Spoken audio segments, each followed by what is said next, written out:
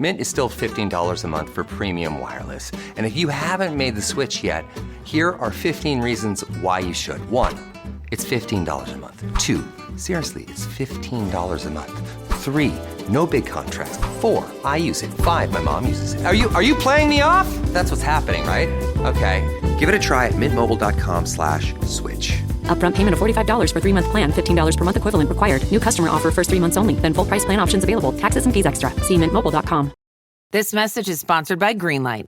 With school out, summer is the perfect time to teach our kids real-world money skills they'll use forever. Greenlight is a debit card and the #1 family finance and safety app used by millions of families, helping kids learn how to save, invest, and spend wisely. Parents can send their kids money and track their spending and saving, while kids build money confidence and skills in fun ways. Start your risk-free Greenlight trial today at greenlight.com/Spotify. That's greenlight.com/Spotify.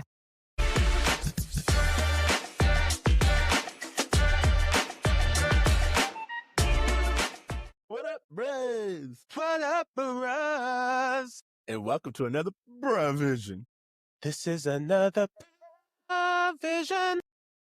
Okay, you know what? I kind of like that one. Anywho. I think I'm going to audition a few and As see you what do. sticks. Yeah. Until you find what works for you. Anyway, this week we are talking about the 2025, reboot, I guess is what it's called, of the Fantastic Four, Marvel's Fantastic Four First Steps. Is it fair to call this a reboot? Can an IP such as a superhero really have a traditional reboot? It feels like this is like, the local theater puts on the Music Man at once every 10 years. Like, that's what this is feeling like at this point.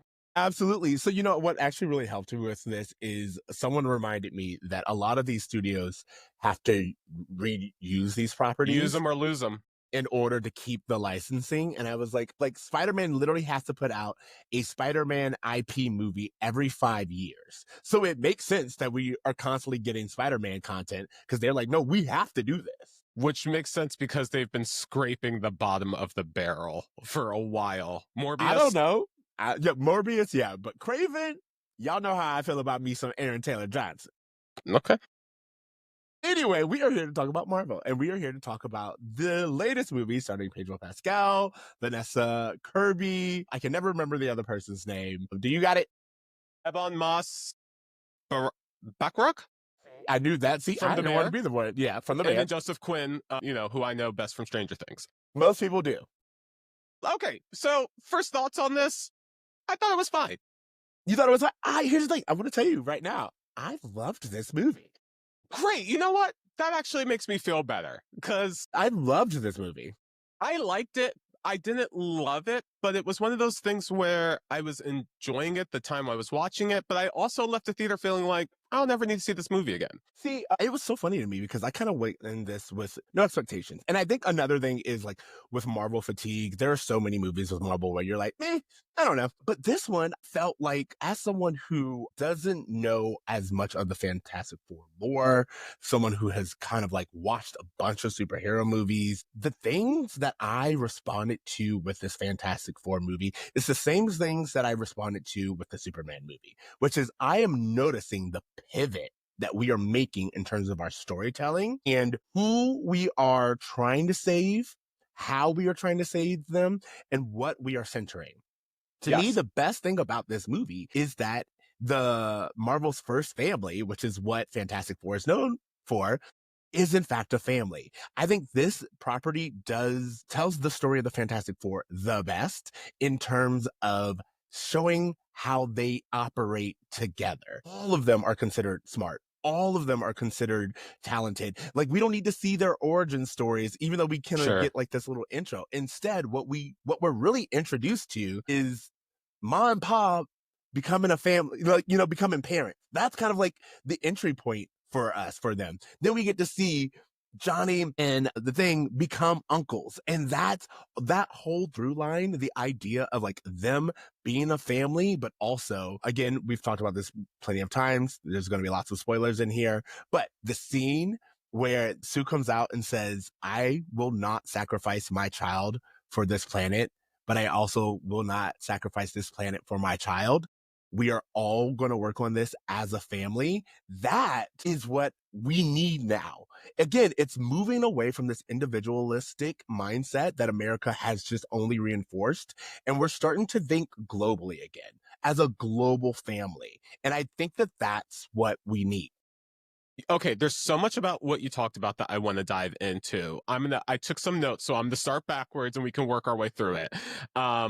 You talked about the comparison to Superman. Can we start there? Just because we so recently talked about Superman. I saw a lot of similarities in terms of, I don't know. I felt like since Robert Downey Jr., all superheroes have kind of been like jackasses, charming jackass. Like they just all had that same, like, I don't really give a shit, but maybe I secretly do kind of thing, with the exception of maybe Captain America or something. It just felt like there was like an attitude or a cynicism, I guess is the best word. Yeah. Approach to heroism. Whereas it feels like with both Superman and Fantastic Four, there's a genuineness that is found within both of them. I think setting the Fantastic Four in like a 1960s type of setting really assisted with that, to kind of like show the last time at least America felt true optimism about the future, which I think plays a real big part in like the whole science push and why like Reed would be such a big deal during this time. And I just think that the positives of both of these movies show a real great course correction from the dark Zack Snyder superheroes who kill without mercy, who don't think twice, who really don't even prioritize saving people, which seems to be the central thing of heroism. So I'm glad to see us turn to that. Exactly. Like, just, I wanted to note that because I was going to bring this up. The idea of, someone pointed it out, we value human life again. Like, that's kind of the real through line in both Superman and Fantastic Four. Fantastic Four does everything that they can to evacuate the city. So you understand that everything that's going on, there are no casualties. That's important. The idea that they're not willing to sacrifice their child, not even one life, but also they're like, look, we're not willing to do it for everyone else either. Like, you are part of us. That's important. The idea of human life is valuable no matter where it comes from is something we haven't seen in a long time. And you know, one other thing, just before we move on too much from the Superman thing, both movies start very similarly, where it's like, we're not going to give you the full backstory of all of this. We like Fantastic Four does more than Superman does, but even Fantastic Four kind of like montages it for the most part. We don't get these full introductions to characters like we did, like, let's say with like Tobey Maguire's Spider-Man, or even Miles Morales, where like they don't really become a superhero until like the third act. Like, they're jumping right into the action and just throwing us in there. And I think in a way of saying, hey, our audiences are smart and we're not going to assume they're dumb. We're going to assume you know all of this lore so we can throw you in. Can I say that I think it works better in Superman than Fantastic Four? And here's my reason why. Superman is an IP that is as American as apple pie. Like, as long as I've grown up, I've known the story of Superman. We have had, within our lifetime, 3 different reiterations of the Fantastic Four. The first 2 were not very popular in comparison to the other movies, and I think did a piss poor job of explaining these characters and their importance. So I actually think that this movie would have benefited a little more if we got to know these people as people, individuals, versus a team. But I do understand the familyness of it. That's my one thing. Here's the thing. I think what's important is their individual personalities don't matter as much as the collective. Again, I think the whole point is the individual is in support or at their best when they work together. To me, in this movie, you were able to see everyone's strengths and flaws. You get to see the fact that Mr. Fantastic is a genius who thinks through everything. But guess what? Thinking through everything hurts his wife's feelings. She is the mom. She's the heart of the group. She is the one who, no matter what all the other boys are doing, they actually look to her, but they look to her for protection and for love and for strength. When like all of their brute doesn't work, they look to her. And she actually does work while giving birth. Like, if that's not the story of a woman, I don't know what is.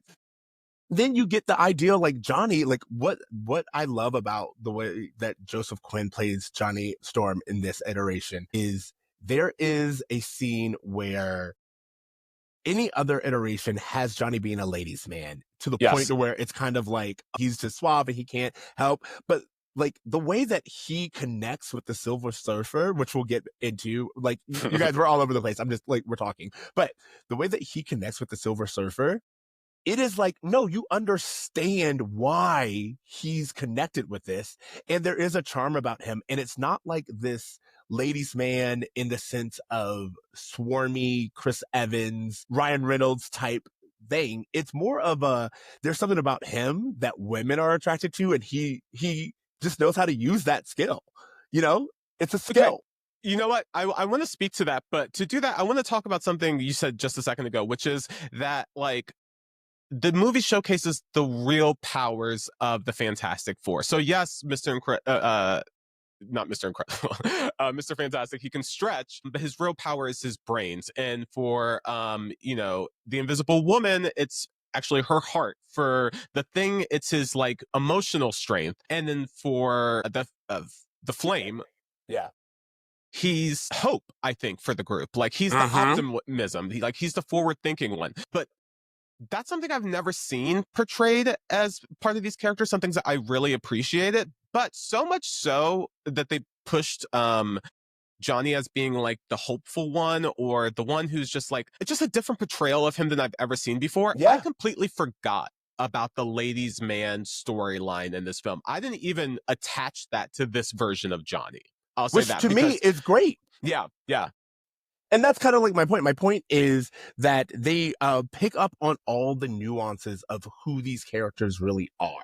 As you said, it is Ben's emotional strength. Ben is actually in tune with the community. And he, like you said, he's kind of like the one who's willing to do whatever it takes to make sure that the rest of his family is together and whole.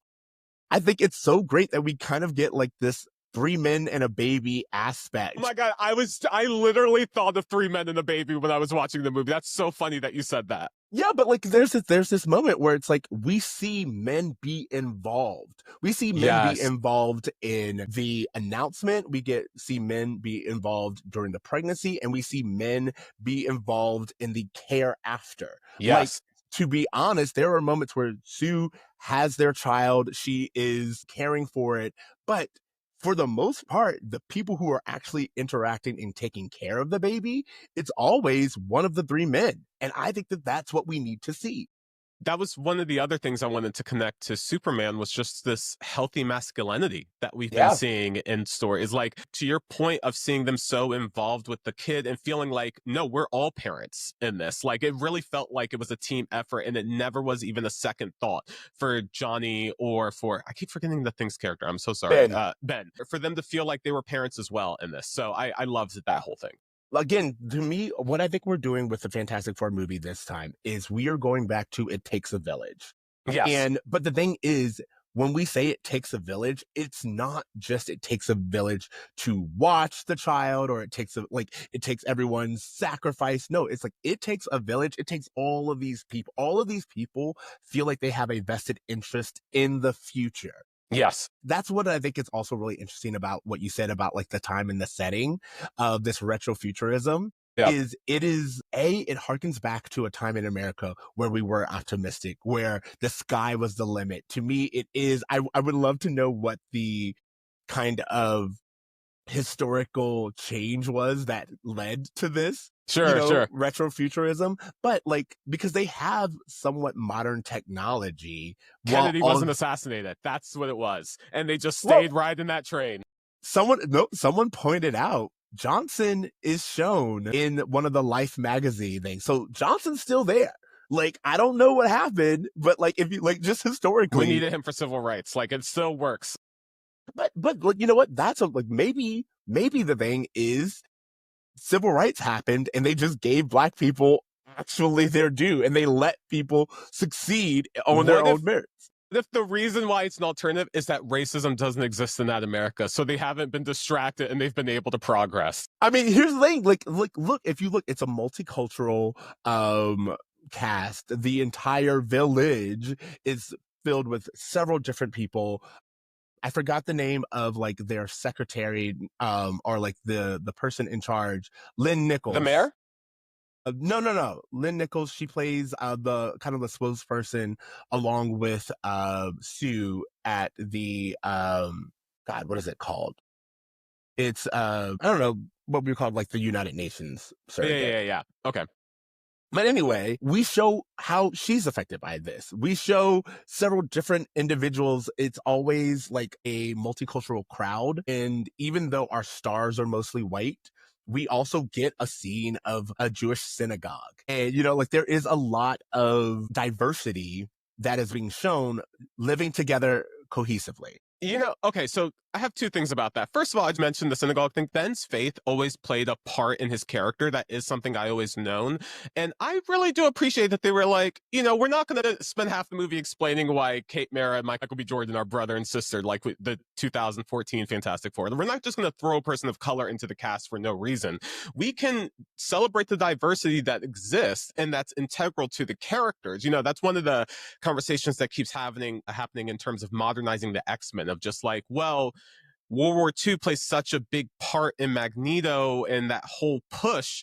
How can you really modernize that? So, you know, we'll see. But it's still just, I appreciate that aspect of it. You talked about how it takes a village. One of the things I really appreciated in this movie was that, yes, it takes a village to raise a family, but it takes a village to protect the planet. Yeah. We are the most powerful beings in the world, and we can't do this alone. We need everyone working together to face these cosmic threats to our world and to our planet that are bigger than any one superhero can deal with. And I think in a time where obviously we're dealing with global warming and like the increased effects of that every year, it really, I think, hits home and hits to the bigger story of what our planet is struggling to do, which is to work together as a family.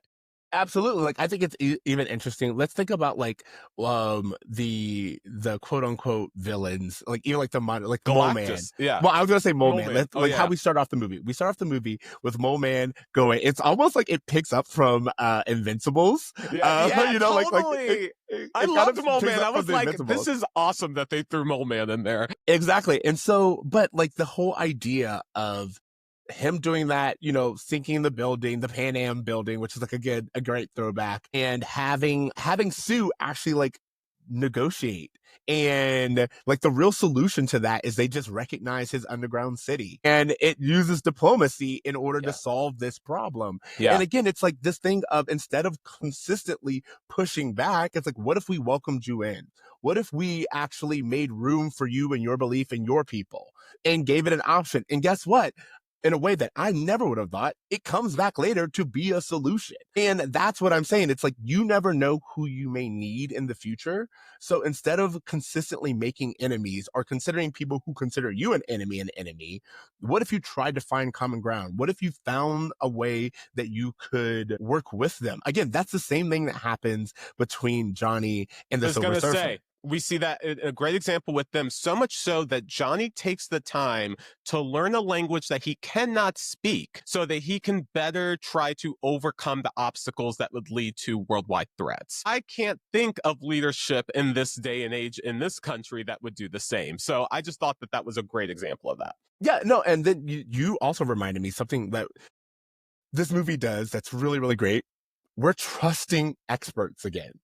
Like, that's what I think is really important. Yes. Science is at the forefront of this. Like, they're consistently talking about the science of everything, which is crazy in a movie where it's like someone gives birth during a space travel jump, you know, like anything like that. But like at the exact same time, we are trusting the experts. We trust that Mr. Fantastic is doing the math, that he understands. These decisions aren't being made on a whim. This isn't Star-Lord fucking up the planet because his emotions got the best of him. Or even Iron Man just doing things willy-nilly. To your point, when I really do think about it, a lot of our heroes in the past iterations have been reckless. They've just been wild. Totally. They've just been acting. They've been all these people with a lot of power and very little accountability. Totally. Whereas, go ahead. Oh, go ahead. No, I was just going to say that one of the things that I really liked about Mr. Fantastic compared to like Tony Stark, for example, is that Tony Stark thinks he's the smartest man in the world and he treats other people like shit for it. Whereas with Reed, he feels the weight. He feels the responsibility of that intelligence. He feels the pressure of having to think through things because he doesn't trust anyone else to do it. And he approaches his intelligence from a different way that I really appreciated. Well, to your point, what I really like, there's a scene that I thought was so fantastic. And it is, wait, Say that one more time. fantastic. There's a scene where the Sue and Reed are arguing, and it's specifically where they're like, what can we do to solve this Galactus thing? We've already fought Galactus. We've already lost. They've already made it very clear. Like, this is the first time we see them fail a mission, which again, I always think of like storytelling and the hero's journey whenever you're watching these things and you're like, oh, you have to fail in order to come together. But anyway, there's a scene where we fought Galactus. They're like, you know what? We're going to go out there. We're going to go to him. We're going to negotiate. We're going to do what we do best. They go to do that. Galactus is like, I don't fucking care. No. Or, you know what? I'll cut it out. Give me your baby. They're like, our baby? Oh my God, the scene where Surfer almost reaches into her belly, to the whole audience gasp. Absolutely. And I want to come back and talk about just like the action in this movie. But I'm not done talking about the heart. And what I'm trying to say is there's a scene where they go and they are trying to figure out solutions. And Sue looks at Reed and is like, you've thought about it. He's like, it would be reckless if I didn't think about it. He was like, my brain can't turn off. I think you need to understand that. I'm intelligent. I think of every single scenario. It's a neurospicy relationship if I've ever seen one. Absolutely. But the whole thing that is so great about that is this idea of when you are the smartest person, guess what? You have to at least think about the worst possible outcome. That's something that your brain is going to do if we did make this decision, which seems like the most obvious decision. What would that mean? What would that do? I'm not saying that we choose it. I'm saying I have to have a good argument not to choose it. And I think it shows how compatible Sue and Reed actually are, whereas Reed's the smartest person in the universe, and he doesn't think with emotion, to your point. He's not Star-Lord or Tony. Like, he's completely emotionless in his thought. So to counterbalance him, his perfect partner would be someone who has so much heart that it can compare with the most intelligent person in the world, the biggest, like, I don't know, emotional availability in the world, whatever you want to put it. Like, she's the perfect balance to him and course corrects when he goes a little too far. Well, what I think is important is it's not even that she necessarily course corrects. These are two individuals who have their own perspective and their own approach to it. And I think that that's important. She says to him, you being you sometimes hurts me. And again, it's like the thing, no one's wrong. He is not wrong to think about this scenario. This is such an adult argument. This is like an adult relationship argument. But in a healthy way that I think benefits not only adults who are watching this, but children who are watching this. 100%. To understand that you can love each other and disagree and both be right and still have to come together and find some kind of solution. Yeah. I mean, I was actually really, like, as the movie was going on, I was like, I don't know how this is going to end. Yeah. And how good is that? Like, in a modern movie, for you to not know, like, there were several times where I was like, oh, okay, we're going to do this. All of these things are going to come. When the planet comes together and they've built all of these transportation things and you see globally it start to work, I was like, oh, wow, we've done it. How the movie was going to end. I was like, oh, the movie's going to end here. The world's going to shift. There's going to be an incursion, blah, blah, blah, you know, Secret Wars. But no. Yeah. I literally thought the world was going to just like disappear, I didn't know how that science was going to work, but I was happy for us. But the idea that it's just like, it starts with one, and you're like, oh no, I literally gasped in the theater. And it's because I was like, no, this is our plan. What do we have? What's our alternative? And that's kind of like that moment, that reaction to me is fun as a moviegoer. I think one of the things is I always try to meet a movie where it's, that's something that I'm consistently saying because I think it's really true. To meet a movie where it's not what it could be, not every other movie that you've ever seen, but what is this movie trying to be? And for me, this movie that is supposed to be a reset to the Marvel sagas that we've had and to introduce us to new characters and to get us to care about anything that's happening next, I thought it did really well. Is there anything you didn't like about the movie? Anything I didn't like about the movie, I think that I will say that I also at first struggled with kind of like this in medias res storytelling where we're like just thrown in the middle and we are kind of like just expected to know everything. Like I struggled with it in Superman as well, where I was Sure, like, ooh, yeah. I kind of do feel thrown off, but I think that ultimately what makes it rewatchable is like you don't need every single piece. Like that's just like my thing where it's like I was a little struggling with that. And then I will say that the scene with the Silver Surfer where we learn about her home planet, while I think it was a great background story and I thought it was like really good, it's just honestly it wasn't my favorite look in the Yeah. movie. Like I think like it just was scene look wise. I think that scene is very important, but it just yeah, I thought we could have done more to like show a different planet. You know what I'm saying? Yeah, totally. I was thinking as I left, I was like, I like this movie. I didn't love it. What would have made me love it more? And as well written as I think all the characters are, I just don't know if they actually had that much chemistry as actors for me. Like, I know that's one of the things that everyone was like, oh, Johnny and Ben had such great rapport. And I was like, did they? I don't know. I Yes! didn't really feel that. Watch I don't know. it again. To me, it felt a little forced. I don't know. It just didn't. I didn't feel like Sue and Reed had a lot of. How do you top your love for your cat? With a cascade of decadent savory gravy over a mouth-watering mousse pâté. Fancy Feast gems. 2 gourmet pâtés in 1 convenient pack. Simply peel and plate to reveal a pyramid shape that makes eating delightful and pamper her with an experience as extraordinary as she is. Turn the everyday into the extraordinary with Fancy Feast gems. This episode is brought to you by LinkedIn. Psst, healthcare pros, word's out, and it's too good to keep quiet. Look, LinkedIn is revolutionizing job hunting, making it possible to search by specialty, shift preference, and salary. Endless scrolling is out. Whether it's a mental health therapist or dental hygienist, finding the perfect role is faster and easier than ever. Head to linkedin.com/healthcare and start your search today.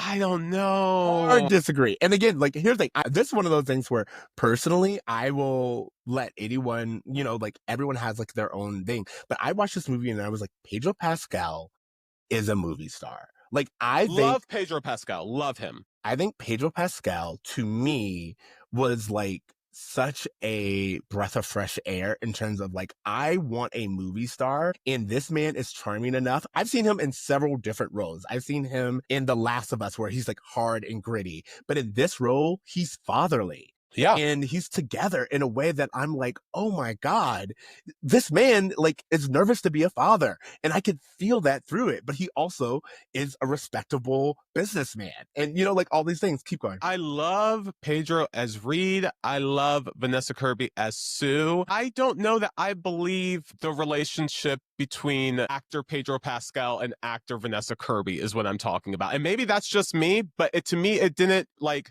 I didn't feel there was like romantic chemistry the same way I did for Clark and Lois. You know what? I'll give you this. I will completely concede that like the romance, maybe not, but the marriage I did.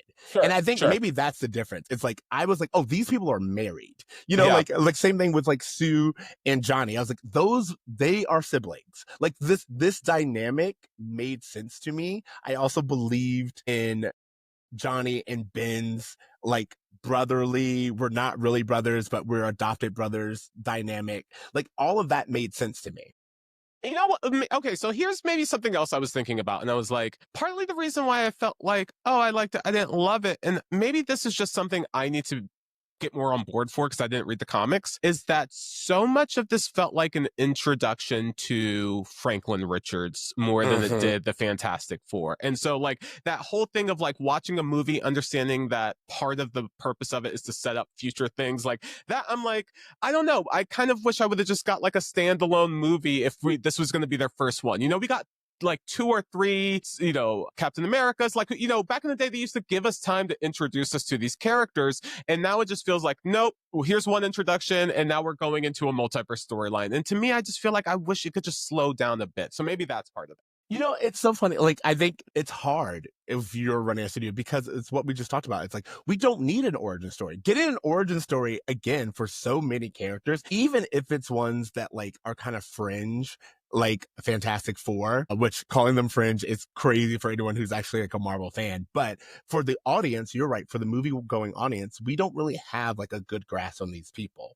But it's hard because if you do that again, then there are lots of times where we watch a movie and we're like, this really could have been one movie.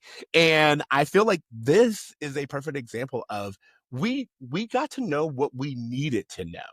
I don't disagree with you. There's like a little bit more time would have been fun, but in reality, I don't need it. I know everything I need to know about these people.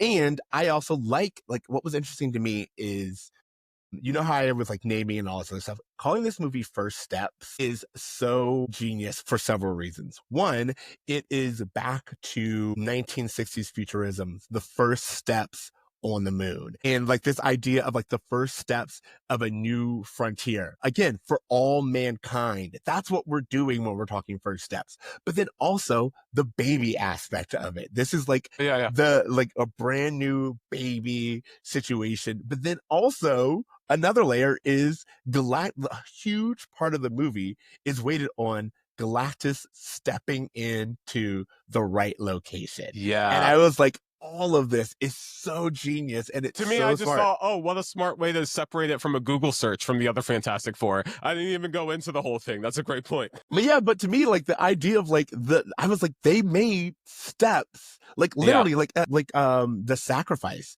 that Sue makes.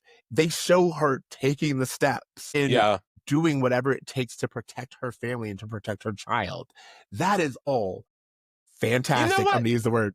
Now that, we talk about this, and it's really making me like the movie more talking to you about it. But I think, again, the main problem for me, and I kind of felt this with Superman too, is that the whole entire way of other franchises interfering on this one story I'm trying to consume. Like sometimes I just want one story. Sometimes I just want one cheese. I don't need 3 cheeses. And it just feels like I'm getting a lot of multi-cheese pizzas lately. And it's hard for me to concentrate on it sometimes. I'll say this. I don't disagree with you. Sometimes you have to enjoy the bite you're taking. And I think isn't that true about life? Well, here's the thing. In reality, I don't disagree with you. If you look at this as like the beginning of a meal, of like a 7-course meal, then you're like, oh, wow, this was rich. I don't know if I have room for it anymore. It's like, well, did you enjoy this? That's why I said I meet a movie where it is. It's like, oh, it's more coming. Yes. To be honest, I don't know what the more is. I don't know the different iterations that we're going to get in this next chapter of Marvel. What I do know is that, Pedro Pascal as Reed, I trust. I do know that Johnny as this version of Johnny Storm is less Chris Evans and more Joseph Quinn. I do know that Ben is someone who is kind of vain for someone who can't really see himself anymore. Yeah. But in a totally believable way, it's like, oh yeah, that kind of man totally does think of himself as on par with like the sexiest man, Sure. But the fact that like he doesn't look that way anymore, he has to express that interest, and he's kind of like a loner, even in like his own world. I don't know. It seems like Natasha Lyonne was pretty impressed by his hard-on. No, absolutely. Again, it's like this idea of why it's his personality. It's because they have commonality. Like, again, I just keep thinking about all of these things, and in a way of like, if I was a young child, what am I watching? I'm watching someone who's not, again, it's kind of funny as I talk with you. It's like the things that I like about this movie is how anti Robert Downey Jr. it is. We're not dealing with swarmy assholes. We're not dealing with bravado and ego. We're dealing with interpersonal dynamics. We're dealing with individuals who are good at their craft, which again, let's just take it from there. These people are smart and intelligent and altruistic.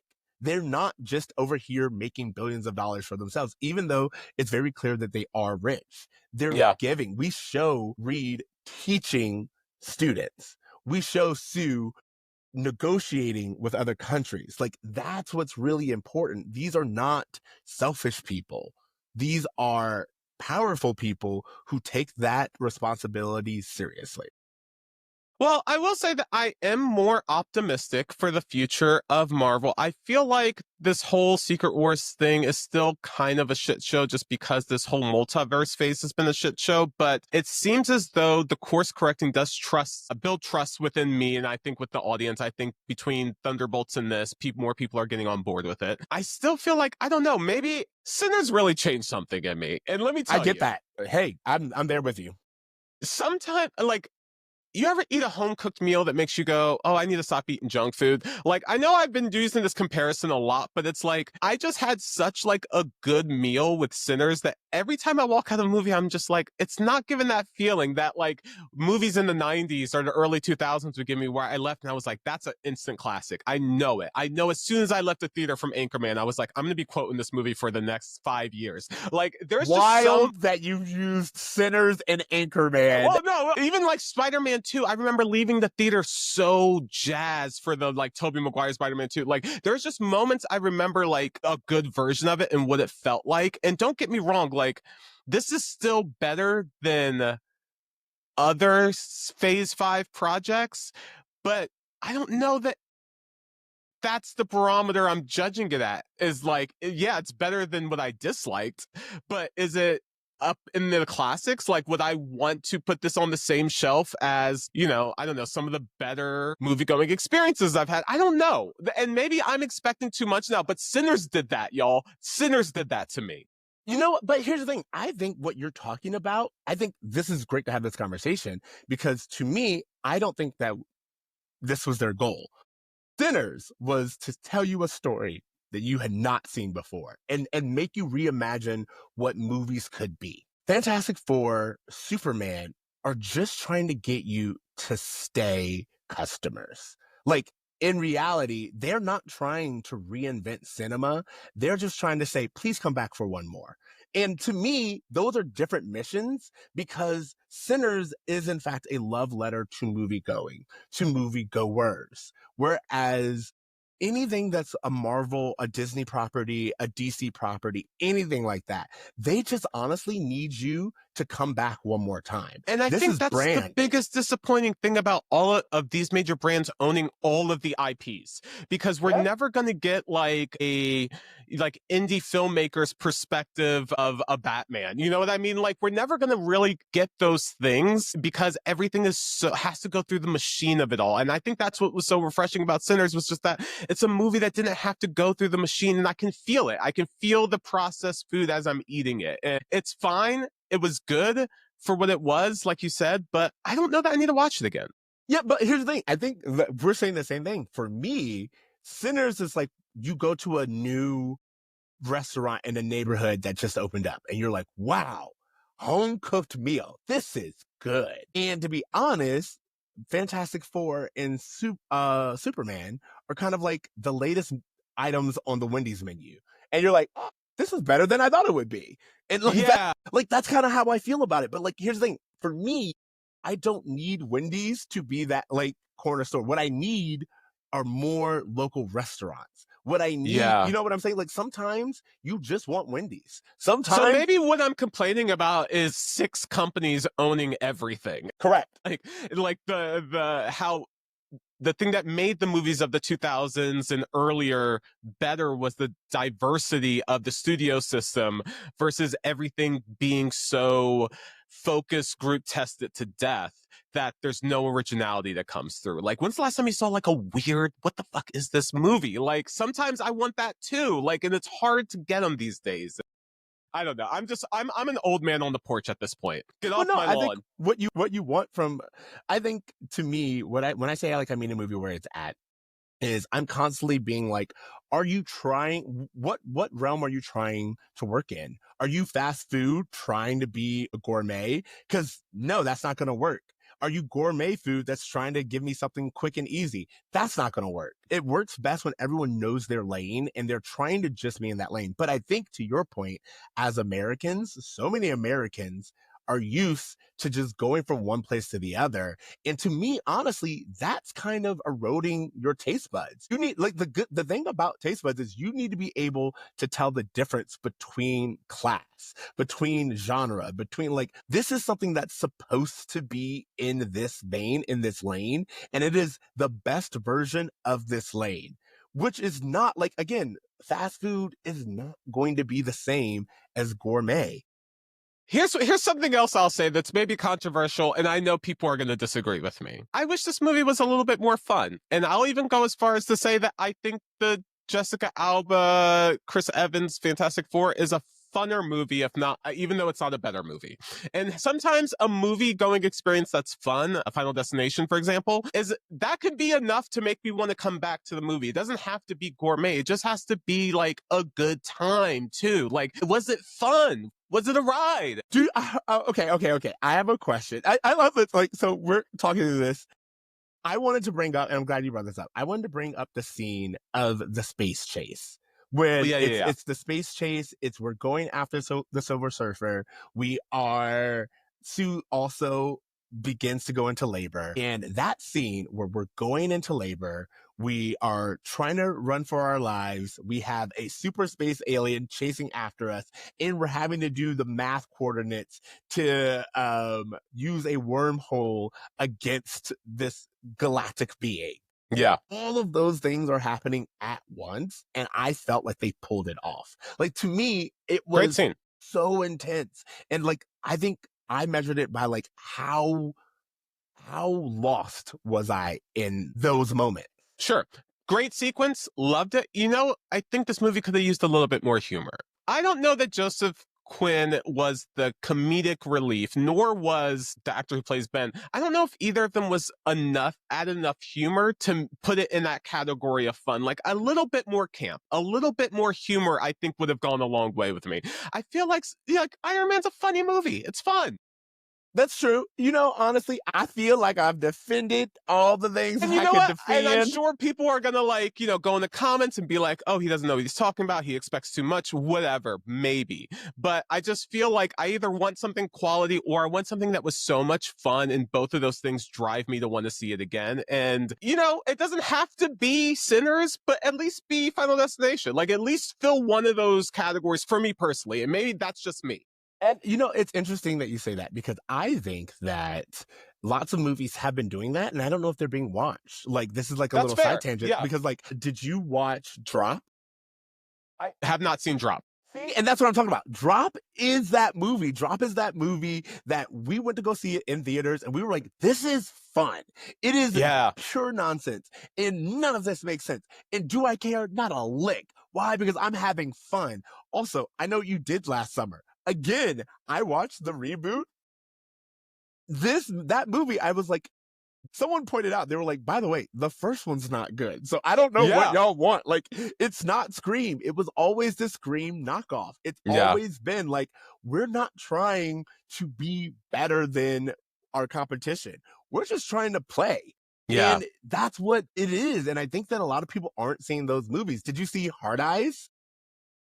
No, I didn't see Hard Eyes, but you know, I did see exactly what you asked for. I know, right? So who's at fault? And you know what? That's very true. I'm sure a lot of this has to do with marketing and how smaller films don't get the marketing that the bigger films do. Because a lot of those movies I didn't find out about until after they had already left the theaters, like with Drop, for example. I loved Companion. I thought that was a lot of fun. Smaller movie. So maybe that's it. Maybe I've just been like going to these tentpole films and expecting like a more intimate experience. But, you know, you can't really take the risks that you can with the smaller films. Exactly. Like, I think that we never talked about it. This is a completely different, but Trapped from last year. Love Trapped. But so see, if much you fun. love Trapped, if you love Trapped, then you'll love those other movies that I talked about. But I think that what you're saying helps me understand the response to movies like this. I think that so many people are going to these big budget films and asking for an intimate experience. But the intimate experiences are out there. And I think that that's why I'm satisfied. You know what it feels like? Go ahead. You've helped me understand this. When you are a fan of a band or an artist and you've seen them in like smaller clubs or whatever, and you've had like such a great experience, and then they start doing stadium shows, and then you go there and you're just like, this is not the same as it used to be. But this is the only way I can experience this artist now is from this distance, whereas before it felt so personal. And I think that sums up how I feel about DC Marvel, is that there used to be this very indie thing that like few of us knew about and cared about on this very intimate personal level. And now it's for everyone. And it feels like there's a distance sometimes emotionally from my connection to the films.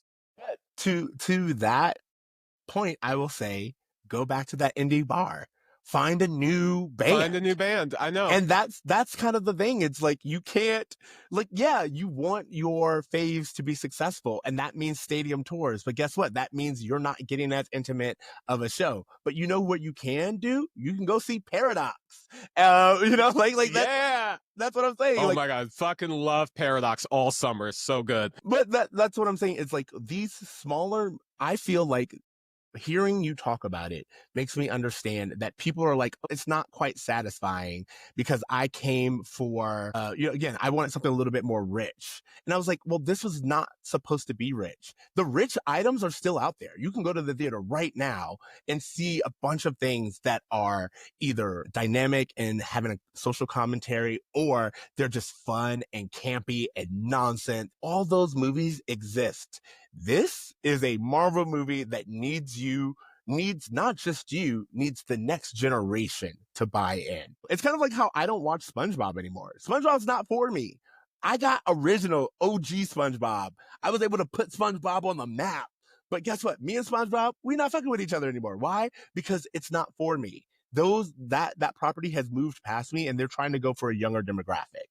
100%. And when I watch any Marvel movie or Superman, I go, hey, what are you teaching the next generation? I do like the idea that these are the movies that this first, I don't know, Gen Beta or whatever we're on, these young kids are getting introduced to. Because, if you can imagine a kid's first movie being Batman versus Superman, that's a dark intro to superheroes. So I do love that there's this lighter counterbalance that's happening. Exactly. You guys, let us know your thoughts on all of this. Did we talk about the movie enough for you? Just let us know. Personally, I thought that it was a really fun conversation. It kind of took a turn there. We just started talking about movies in general. But I think that it's so great because you guys know we love to talk about what is going on, how it relates to us, and just kind of breaking it down into, go ahead. Well, I was just going to say, I feel like with a movie like this, it's relevant because I don't see Marvel movies as a movie anymore. It's an episode of a season of extended television that I'm watching. And I'm just like, well, let's just talk about this episode, but let's talk about how it fits into the season as well. And that's the thing. You have to kind of understand that there's more to consider when watching a Marvel movie specifically. I love that you said that because it reminds me, for those of you who don't know, we started this podcast off as a Boy Meets World rewatch. We watched every episode, but it just reminds me that we're doing the same thing that we've always done. I've always judged the episode based on the episode, and you've always based the episode on its place in the season. And I think that that's great that we continue to be ourselves. Someone's looking at the forest, someone's looking at the trees. We got all bases covered. I love it. All right, you guys, please let us know your thoughts on this episode and your thoughts on Fantastic Four. For those of you who don't know, we do our Pod Meets World recaps every 2 weeks. Check out our Patreon to listen to those. We have been invited back for our season 6 recap with Pod Meets World, so look forward to that as well. If you guys have any questions you want us to ask them, let us know as well. We'll try to slip those in. And other than that, thank you so much for listening. Later, bruh. Later, bros.